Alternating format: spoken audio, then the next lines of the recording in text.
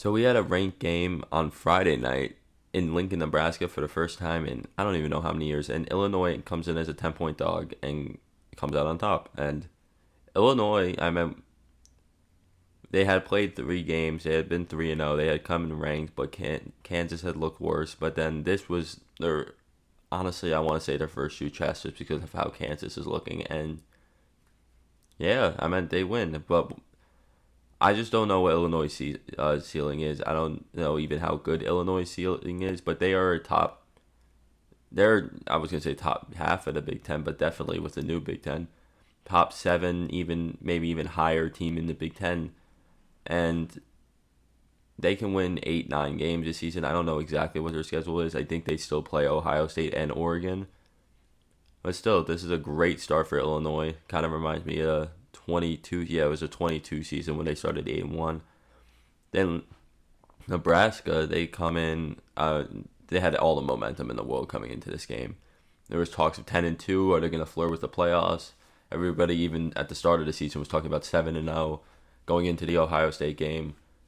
That turned around. I'm in 4 games and they lose. I'm not going to blame them. Illinois is a very good team, but it's their schedule now. Like I think we have to just sit back and look because I was thinking 9-3 after last week, and I'm gonna change that sentiment. I think 10-2 or not 10-2 is not likely, or 10-2 is not happening. 9-3 I don't think is likely anymore because they still have Indiana in 3 games. I think they play. Yeah, 3 games they play Indiana. That's at Indiana, who is also 4-0, and I don't think they'll be ranked in this next AP poll, but if they win one more, they probably will. And then they have to go to Ohio State. Then they host USC. No, they go to USC, I'm pretty sure. And they still have to go to Iowa. So it doesn't get very easy. I think everybody kind of just underestimated Nebraska's schedule, and it's just not that hard. Or it is. Sorry, let me back it. Everybody underestimated how good Nebraska's schedule is. It's not that easy of a road for them. The biggest game of the Big 12 was played in week 4, and it definitely lived up to the biggest game in the Big 12, just from implications, maybe not from a game standpoint. It was a very ugly game. Cam Rising ends up not playing in this game, and Utah is 2-0 with them. The running game was great. The running game was great. And they just dominated Oklahoma State physically. And I mean, Ollie Gordon, man, it has been a concern all season, but it's definitely a concern now. That stat line is not good. That's less than 4 yards per carry, and it's been a common theme for Oklahoma State that Alan Bowman has had to carry the load on the offense, and they faced the best defense by far they played all year, and he was not able to do that. And this game, it ended up being a 3-point game. It was not a 3-point game. Just watching the game, I meant two late touchdowns, 2 late 2-point conversions. Ends up bringing this to a 3-point game, but those were within the last 5 minutes of the game when Utah was just running down the clock. So with Kansas State's loss too, which we'll talk about, Utah has really, really established itself as the best team in the Big 12. This was hyped up as game of the week. It ended up being really ugly. Now, it was Tennessee. Nico did not play great. And again, they still dominated an opponent. He did not play bad. He didn't turn the ball over. He just wasn't like tremendous. And again, Tennessee just dominated an opponent, which I think was a question coming in. And it's not a question anymore. I mean, their defense. James Pierce, there was questions who was going to be alongside James Pierce. There's questions in the secondary. Still some questions, but those questions have died down a lot. I mean, they played 2 Power 4 opponents and have held them to 25, and they haven't played one at home yet. For Oklahoma, Jackson Arnold gets benched. I mean, you essentially got rid of Dylan Gabriel, so Jackson Arnold can play for you for the next 2, maybe 3 seasons, and he gets benched very early on in this game. And I was a bad look. I mean, they beat the shit out of Temple, and then Houston, they had 15 points, 16 points, versus a team that I think is winless so far. think Houston is winless so far. And you have then, who else? Tulane, where you score 21 points in the first half and then score 3 the rest of it, or 24 in the first half and go. I think you score one more touchdown in the. Yes. They scored 24 in the first half. Offense looks great, and then completely died in the second half, only getting their touchdown based on a late turnover. And then Tennessee, they put up 15 points where they ran up to score in the fourth quarter. There's a lot of problems in Norman with this offense, and I mean, with an SEC schedule, it could actually get rough. It could get really rough for Oklahoma, like missable rough. This game was wild. The Big 12 has become it's become a shit show, but a really, really, really fun shit show. So this game was Kansas State was up 6-0 in midway through the second quarter, and the game ended up being 38-9.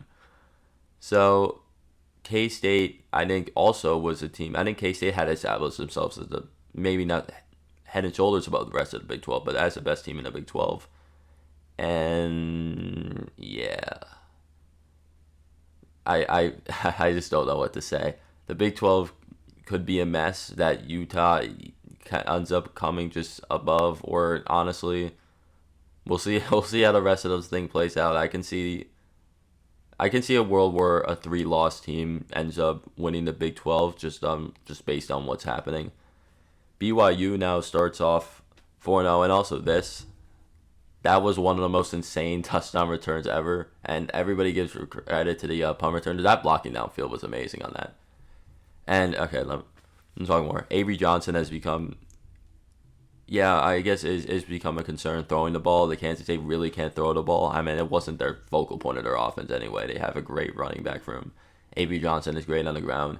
And last week versus Arizona, that really, really showed. They ended up putting up 31. They ended up winning 24 versus a really good Big 12 team. And then they come into Provo and shit the bed offensively. So, again, if that ground game is right, Kansas State can beat anybody in the conference. But as soon as that gets taken away and they're forced to throw the ball more, gone. So this ended up being a game of the week, and there is a lot to talk about for his 2 playoff contenders here. I'm going to put Michigan back in playoff contender now. So we'll start with USC. And I meant the physicality. I thought, or a lot of people thought, that USC would be able to hold with Michigan physically enough where their passing attack would be able to win this game, and they can be able to control this game, and it was just not true. And the talk was, what if Michigan goes down 10-0 and this game ends up being or 14-0 or midway through the second quarter? What is Michigan going to be able to do? There was never talk of what is USC going to do when they're down 14-0 versus Michigan. And you know what they did? They came back. And Miller Moss, besides that one pick six to Will Johnson, had a great game. And they were able to pass the ball. They passed the ball very well versus Michigan. And they didn't run the ball half well or half bad either. And then, what else do I want to say here?